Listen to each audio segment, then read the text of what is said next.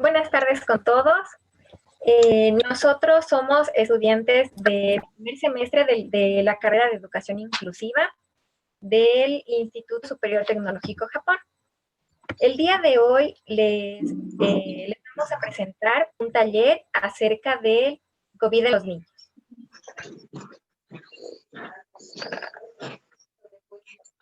Buenas tardes, yo les daré a conocer el primer subtema. ¿Me permiten compartir pantalla?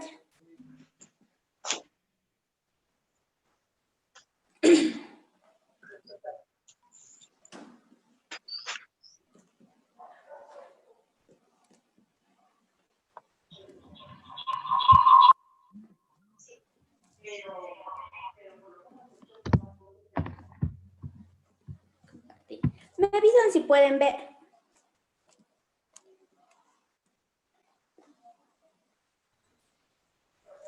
Sí, Pau, sí se ve. Sí, ya. Ya, empezaré. El COVID en los niños.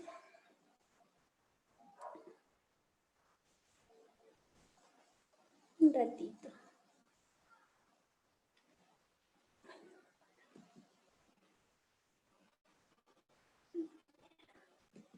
Ya. ¿Por qué nosotros nos podemos dar cuenta que esta enfermedad más ha afectado a las personas adultas? Y se dice en el por qué los niños tienen menos contagio y les voy a dar a conocer. Como podemos observar en esta imagen, estos puntitos de colores van a representar el virus y las bacterias que tienen los niños, en el cual estos virus y bacterias compiten contra el COVID y les manda sacando, y es el primer caso que los niños no se podrán contagiar. Segundo caso, se dice que las personas adultas tienen más receptores, en el cual el COVID, como podemos ver aquí, tiene un ejemplo como una llave más para poder ingresar al cuerpo de las personas adultas, en el cual se reproduce e infecta con el COVID. También podemos ver que un niño tiene menos receptores, en el cual no le va a permitir, igual que el COVID, puede ingresar y puede hacer daño en el cuerpo de un niño. Y también porque el niño tiene un sistema inmune inmaduro. Ya. Primera forma leve que se corrige por sí sola. Estas formas no son muy peligrosas en los niños. Hay dos grupos. El primer grupo es neumonía con dificultad respiratoria y el segundo grupo es neumonía sin dificultad al respirar. Y el último es síndrome inflamatorio multisistemático. Estas primeras formas leves se pueden corregir por sí solas, no tendríamos ningún problema en el caso que el niño presente estos síntomas. Segunda forma, se dice que el 1% al 5% tiene un grado de somatología. ¿Qué quiere decir esto? Que esto se puede dar en niños completamente sanos. Los síntomas que puede presentar es que pueden tener fiebre durante 3 a 5 días, también tendrán dolor abdominal, tendrán vómitos, tos, dolor de garganta, cefalea, irritabilidad. También hoy en día se habla mucho sobre esta enfermedad que es el Kawasaki, que se confunde mucho con el COVID porque son síntomas muy parecidos, pero el Kawasaki, a más del dolor abdominal y la fiebre, también presentará, como podemos ver aquí en la imagen, se presentará granura en las manos, tendrá irritación en sus ojos y también los labios vendrán a resecarse y se partirán. Y su lengua se volverá muy roja. Estos son los síntomas que tiene el Kawasaki. La tercera forma, se dice aquí que ya se unen las tres formas que yo les fui dando a conocer desde un principio, que la primera era los síntomas leves Y la segunda es se complica el dolor abdominal. El niño vendrá a tener mucho más dolor abdominal y no se podrá calmar. Y también la somatología del Kawasaki. ¿Cuáles son ¿Con qué niños nosotros debemos tener más cuidado? Son con los niños menores de 1 año, los niños diabéticos, los que tienen cáncer, los que hacen quimios, los que tienen trasplantados y también los que tienen enfermedades neuromusculares, genéticas, son obesos y también son con los niños que tienen mal el corazón y mal sus pulmones. También se dice, ¿por qué los niños no pueden ingresar a clases? Porque los niños son muy inquietos, son muy hiperactivos, también porque ellos comparten juguetes, incluso comparten alimentos y ellos aún no respetarán el distanciamiento que se le pide durante los 2 metros de distancia. Es por ello que los niños aún no podrán ingresar a clases. Muchas gracias.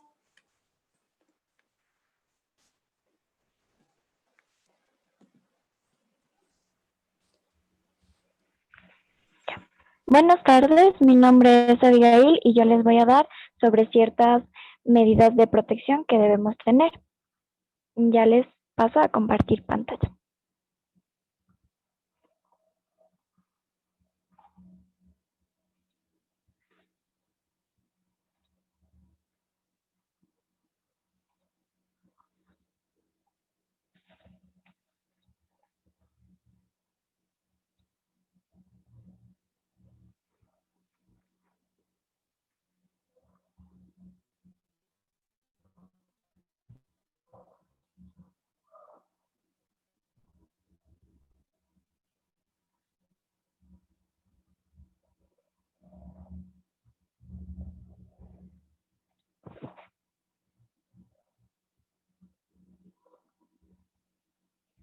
Ya. En el tiempo que vivimos hoy en día tenemos que tener estas medidas de protección, ya que son importantes que protejamos a nuestros hogares y a nuestros hijos. Para ello, les voy a dar ciertas medidas que deben tomar en cuenta para protegerse.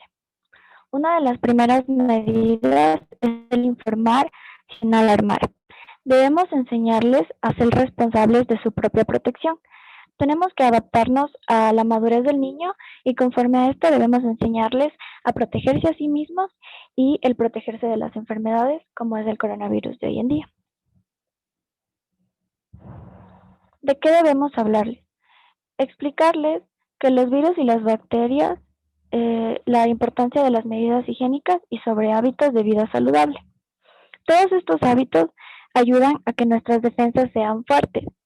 Uno de los cuentos que recomiendo leer es el de La Rosa contra el Virus, publicado por el Colegio Oficial de Psicólogos de Madrid, el cual ayuda a explicarles a los niños de una manera que ellos puedan entender de acuerdo a su madurez.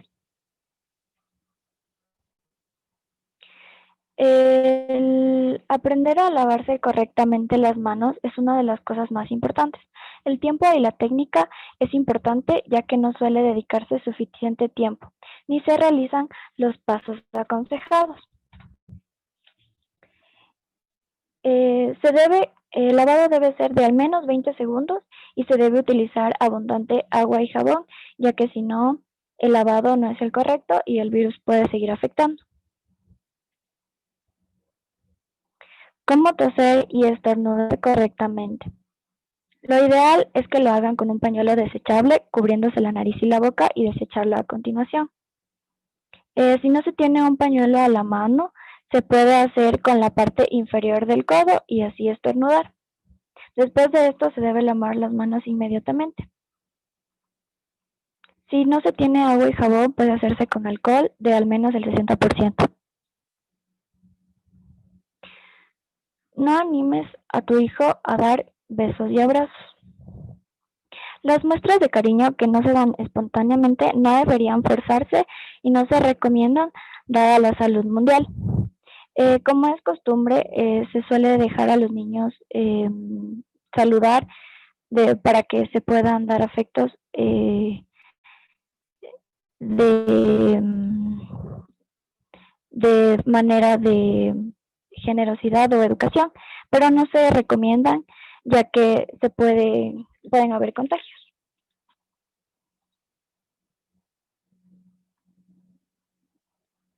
Ya. Debe haber un máximo respeto al aislamiento. Aunque la mayoría estamos conscientes con la necesidad de permanecer en casa mientras dure la crisis sanitaria que estamos viviendo, la realidad es que no todo el mundo está tomando el mismo rigor. A veces el hecho de creer que salimos pero no estamos en contacto con otras personas suele darnos esa manera equivocada de ver, pero el virus se mantiene en las superficies y se puede pegar mientras tocamos algún objeto o si pasamos por él y se introduce en los zapatos. Y por último, el ejercicio diario.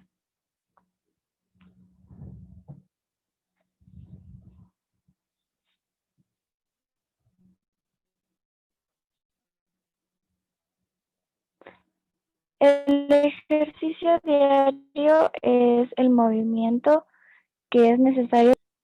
Podemos utilizar clases de zumba, ejercicio de gimnasia y yoga para niños.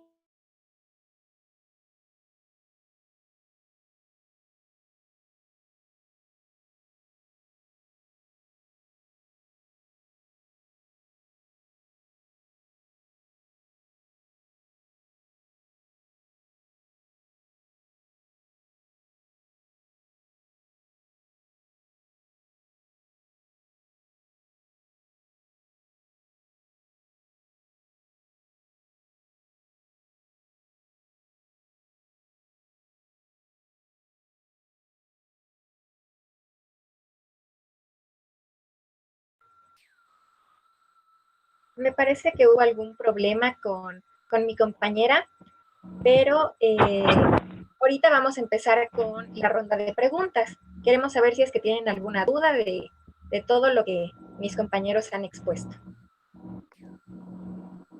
Compañera, Falta otra exposición. Ah, ya. Perdón, Eddie. Sí. ok. Muy buenas tardes con todos. Muchas gracias por estar presente. Mi nombre es Eison Tapia. El día de hoy hablaré también acerca de los principales síntomas de COVID en los niños.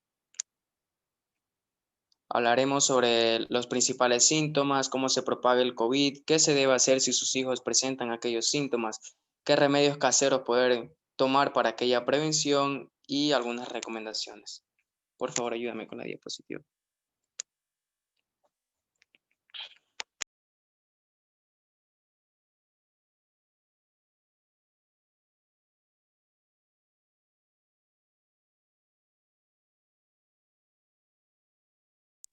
Por favor, me avisan si ya se puede ver.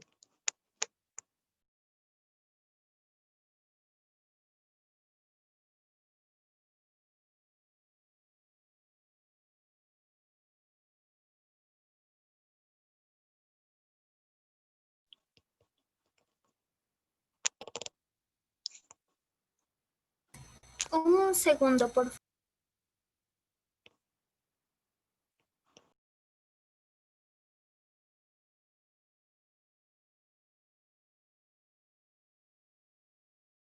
Síntomas de COVID.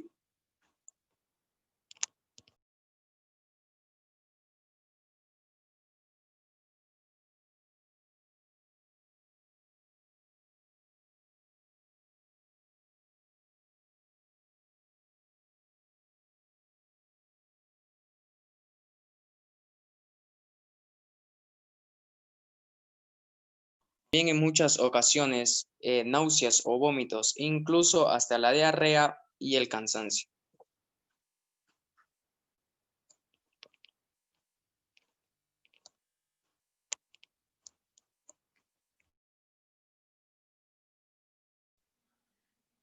Belén, yo voy a compartir la pantalla, por favor.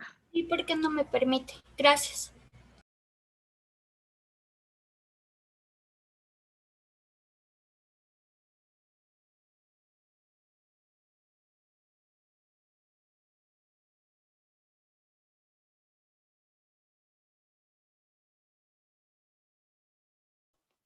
Ok, muchas gracias. Vamos a hacer un pequeño resumen de principalmente qué es el coronavirus.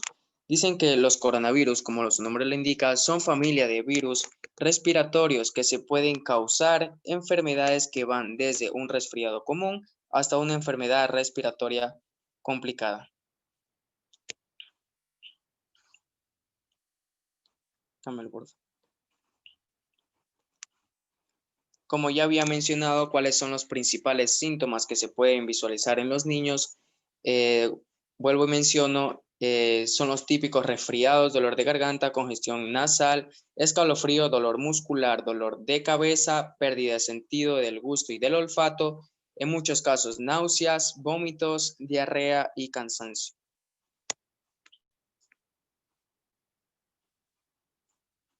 Ya. Pero muchas personas se pueden preguntar, ¿cómo se propaga el COVID-19 en los niños? Pues la enfermedad se propaga principalmente de persona a persona a través de las goticas que salen despedidas de la nariz a la boca o de la boca ya. Que una persona infectada lo puede hacer al toser, estornudar o hablar. Estas gotículas son relativamente pesadas y por eso no llegan muy lejos y caen rápidamente al suelo. ¿Qué quiere decir con aquello? Los niños por naturaleza son curiosos y en muchos casos desean jugar con cualquier cosa que ellos pueden ver. Por ejemplo, ellos son muy hiperactivos. Ellos, por ejemplo, en el suelo, juegan en el suelo con un balón, con un marcador o con lo que se encuentren. Entonces, como son tan hiperactivos, una persona quizás al toser ya está botando estas gotículas, si quizás está infectada. Entonces ahí es como un niño empieza a tener, cómo se puede contagiar, no solamente un niño, sino adultos mayores. Por eso es muy recomendable hacer aseo, desinfectar lo que son muebles, el piso y el vidrio, etcétera, ¿no? Siguiente, por favor. Ya. ¿Qué dice la OMS acerca de todo esto? La Organización Mundial de la Salud indica que en base a estudios en los niños y los adolescentes tienen la misma probabilidades de infectarse y pueden propagar la enfermedad del COVID. ¿Qué quiere decir esto? Que aquella enfermedad es contagiosa, no respeta edad, hora ni lugar. Es mejor el aislamiento y tener claro todas las medidas de seguridad.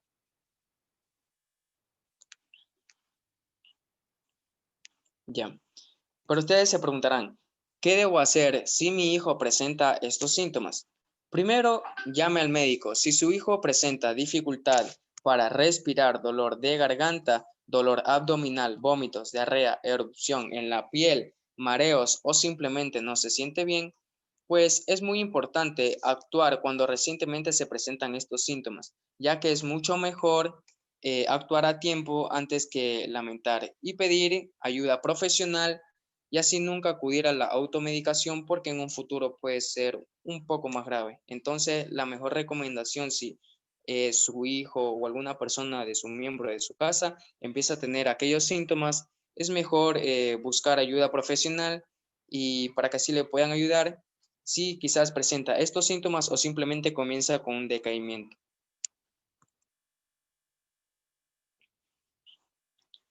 Ok, ¿qué remedios caseros poder tomar para la prevención del COVID? ¿O qué podemos tomar para la prevención del COVID? Tenemos aquí, en la primera imagen tenemos lo que es el eucalipto, el jengibre, la manzanilla, la miel, naranja y la sábila. Yo en este momento les voy a explicar cómo preparar, ¿no? Solamente les voy a mencionar cómo preparar las tres más utilizadas o las tres más nombradas que se sabe escuchar, ¿no? Por ejemplo, primeramente el eucalipto. ¿Cómo preparar? Preparar en una pequeña olla de agua, echarle unas 3 a 4 hojas de eucalipto y dejar que se caliente así por 10 minutos. Esto de aquí poder tomar antes de acostarse a dormir, ya que es mucho más recomendable, ¿no? El jengibre. Solo tenemos que cortar unas rodajas, pelarlas y ponerlas a hervir en agua hasta 10 minutos. Una vez haya hervido, filtrarle lo que es una taza añadiéndole miel y limón. ¿Para qué? Porque así puede tener una masa de muchos más efectos y así podremos ya empezar a sentir lo que son los calmantes o los suavizantes en la garganta. ¿Cómo preparar la sábila? La sábila solamente se le va a utilizar lo que es el aloe vera en un recipiente. Se puede colocarlo tanto en una licuadora o sacarlo con un tenedor. Se le agrega también miel y una pequeña cucharada de pimienta. No es mucho, solamente es poco de pimienta. Se puede tomar cada 6 horas. Mayormente esto de aquí nos va a ayudar cuando se tiene dolor de garganta o flema. Esto le servirá como un expectorante a todos, ¿no? Solamente cada 6 horas, sin ninguna pastilla, solamente aquello. Sí, por favor. Ya, ¿qué recomendaciones se puede dar? Todo aquello lo que le comenté se pueden tomar mayormente en las noches porque es mucho más recomendable, ¿no?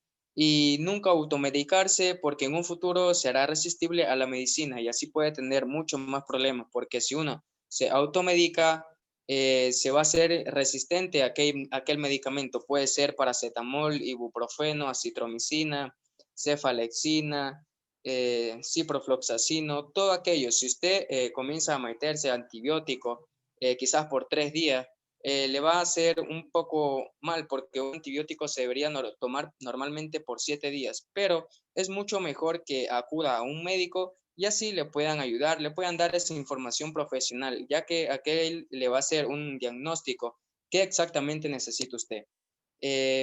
No automedicarse, como yo explico, porque en un futuro, si usted cuando vaya a necesitar esa medicina en el momento adecuado, en el momento que es, no le va a hacer efecto porque usted ya se hizo resistente a aquella medicina. De mi parte, muchísimas gracias. Esta es mi exposición. Espero que les haya servido y quizás si presenten estos síntomas, quizás algún familiar, pues ya tener un poco más el conocimiento acerca de esto, ¿no?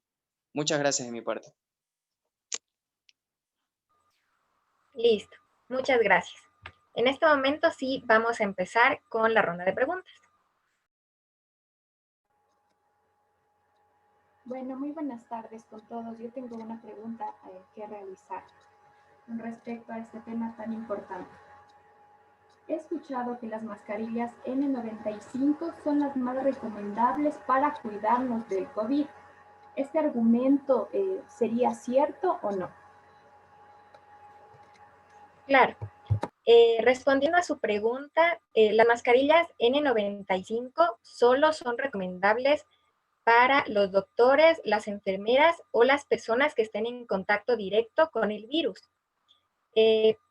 Para las demás personas y las personas que nos encontramos en casa, se recomienda utilizar nada más las mascarillas de tela. Y como un dato extra, para los niños menores de 2 años no es recomendable ponerles mascarilla. Muchas gracias. Yo tengo una pregunta. ¿Los niños pueden ser asintomáticos? Respondiendo a su pregunta, sí, los niños pueden ser asintomáticos por el sistema inmunológico que los niños tienen. No es igual que los adultos, por lo tanto no presentan los mismos síntomas. El niño cuando es asintomático llega a realmente a ser un foco de contagio para las personas, porque al presentar una inmunología más desarrollada respecto al virus, no comparte la misma resistencia que los adultos. Por lo tanto, el niño empieza a contagiar a los adultos sin que los adultos se den cuenta y es bastante riesgoso. Por eso hay que tomar las medidas de precaución para que el niño evite tener contagio con otras personas que no están cerca del núcleo familiar para no tener este tipo de contagios que no se puede detectar a tiempo. Ya. Y en ese caso, ¿cuáles serían las medidas de prevención de los niños por rangos de edad? Porque me parece que es un poco diferente las medidas que se tienen que tener con niños, digamos, de 4 años y niños de 10 años. Claro, es muy diferente porque los niños de 4, de 5 años no entienden lo que es un distanciamiento, no entienden lo que es no acercarse a las demás personas y no compartir sus juguetes, no pasar tiempo en la calle o no ir a los parques. Entonces, nosotros en casa tenemos que tomar en cuenta que hay que implementar diferentes maneras para que el niño empiece a aprender las nuevas normas de convivencia que se debe ejecutar. No saludar con beso, no saludar con abrazo, sino hacer tal vez como se hace en el continente asiático, que es una reverencia de la cabeza, para poder tener más protección con los niños. En cambio, los niños de 10 años en adelante ya entienden un poco más lo que se trata perdón, lo que se trata del distanciamiento y se pueden implementar diferentes normas. Pero aún así, con los niños hay que tener mayor cuidado y por eso ahora en el momento se evita que los niños salgan de su casa hasta a las instituciones educativas.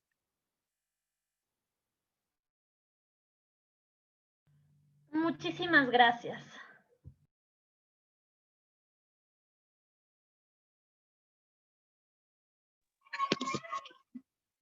Buenas tardes. También tengo una pregunta. ¿Cómo diagnostican el coronavirus en los niños? Buenas tardes. Respondiendo a su pregunta, generalmente cuando los niños presentan COVID, se puede diagnosticar mediante un examen de sangre, un ultrasonido del corazón o un ultrasonido del abdomen.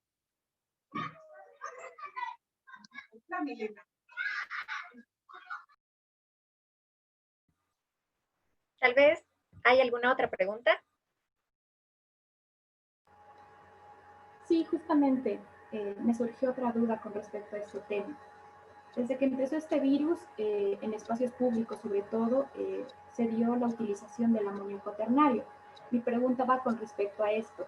¿La utilización de este producto es recomendable? A pesar de que el amonio cuaternario tiene efecto bactericida, fungicida y vericida, que es algo muy bueno, se dice que en los niños podría causar dermatitis o alergias. Y a pesar de esto, también el amonio cuaternario no es muy favorable para el medio ambiente. Perfecto, muchas gracias.